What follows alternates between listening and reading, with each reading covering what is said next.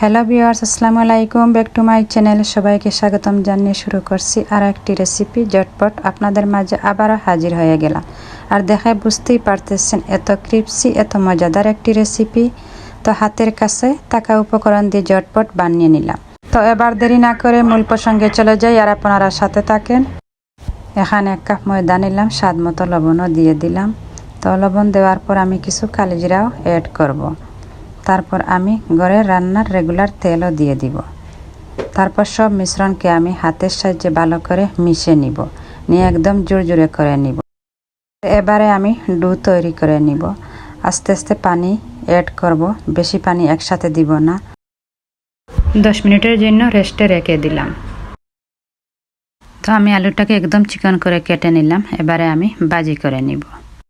তো এখানে আমি ফ্রাই প্যানে রান্নার রেগুলার তেল নিয়ে নিলাম। তেলটা গরম হয়ে গেছে, আমি সামান্য জিরা দিয়ে দিলাম। তো জিরাটার একটু স্মেল আসবে, তারপর আমি পেঁয়াজ কুচি দিয়ে দিব।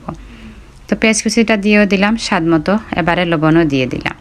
তো ভালো করে নাড়াচাড়া করে তারপর আমি হলুদটাও পরিমাণ মতো দিয়ে দিব। তো এবারে আমি কয়েকটা কাঁচামরিচও ছোটো ছোটো করে কেটে দিয়ে দিলাম। তো পেঁয়াজটা কষানো হয়ে গেছে, আলুটা দিয়ে দিলাম। তো আলুটা ভালো করে সফট হওয়ার পর আমি একটি ডিম অ্যাড করব। তো আপনারা চাইলে আরও বেশিও ডিম দিতে পারেন। তো আমি আর ডিম বেশি দেইনি, ডিমটা কম দিলে আলুটাও জড়জড়ে থাকবে।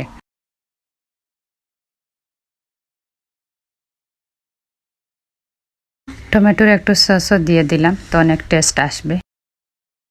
এই তো ঝটপট হয়ে গেল আমার বাজিটা। তো এত সুন্দর একটি বাজি করে নিলে আপনারা চাইলেও বাসায় ট্রাই করে দেখতে পারেন। তো এই তো 10 মিনিট পর চলে আসলাম। এবার লেচি কেটে নিব আর সফট একটি ডো তৈরি করে নিলাম। রুটিটা বেলে নেবেন লম্বা করে, এই যে আমি লম্বি করে বেলে নিলাম। তো এইভাবে বেলে নেবেন আর রুটিটা একদম হালকা করে বানিয়ে নিতে হবে, না হয় ভিতরটা কাঁচা থেকে যাবে। আর মাঝখানে তার পুরটা দিয়ে দিবেন, দিয়ে চতুর্দিকে পানি দিয়ে সিল করে দিবেন। আর কিভাবে আমি বানিয়ে নিলাম আপনারা দেখতে থাকেন। আর অনেক সুন্দর একটি নাস্তা, খেতেও কিন্তু অনেক সুস্বাদু। তো প্রায় সময় আমি ঘরে বানিয়ে থাকি। তো আমি এখানে কয়েকটা ডিজাইন আপনাদেরকে দেখিয়ে দিলাম। আর অবশ্য বাসায় ট্রাই করবেন আমার নাস্তাটা কেমন হলো বা খেতে কেমন লাগলো। তো আসলে ঘরে থাকা উপকরণ দিয়ে যে কেউ ঝটপট তৈরি করে নিতে পারবেন। তো আমি আশা করি অনেকের কাছে আমার ভিডিওটি অনেক ভালো লাগবে। ভালো লাগার কারণ যেহেতু ঘরে থাকা উপকরণ দিয়ে ঝটপট এই নাস্তাটি তৈরি করে নিতে পারবেন, তাই সবার কাছে অনেক ভালো লাগবে আমি আশা করি।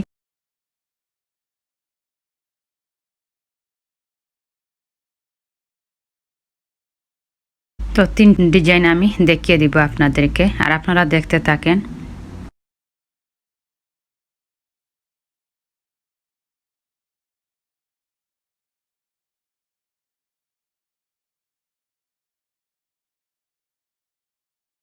তো এই তো হয়ে গেল, এবার বেজে নেওয়ার পালা, আপনারা সাথে থাকেন।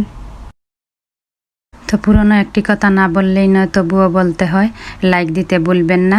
লাইকটা দিয়েই ভিডিওটা দেখতে শুরু করবেন, টেনে দেখবেন না প্লিজ। আর আপনাদের কমেন্ট পড়লে অনেক আনন্দ লাগে, আর আপনারা পাশে থাকলে অনেক দূর যেতে পারবো ইনশাআল্লাহ।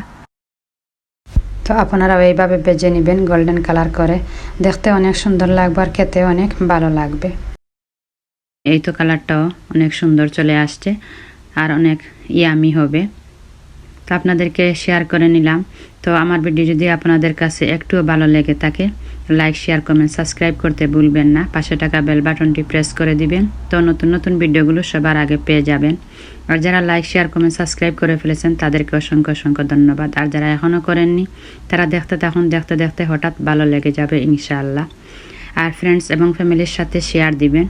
নেক্সট ভিডিওর জন্য আমন্ত্রণ রইল। সবাই অনেক ভালো থাকেন, আমাদের জন্য দোয়া করবেন। এখানে বিদায় নিব। আল্লাহ হাফেজ।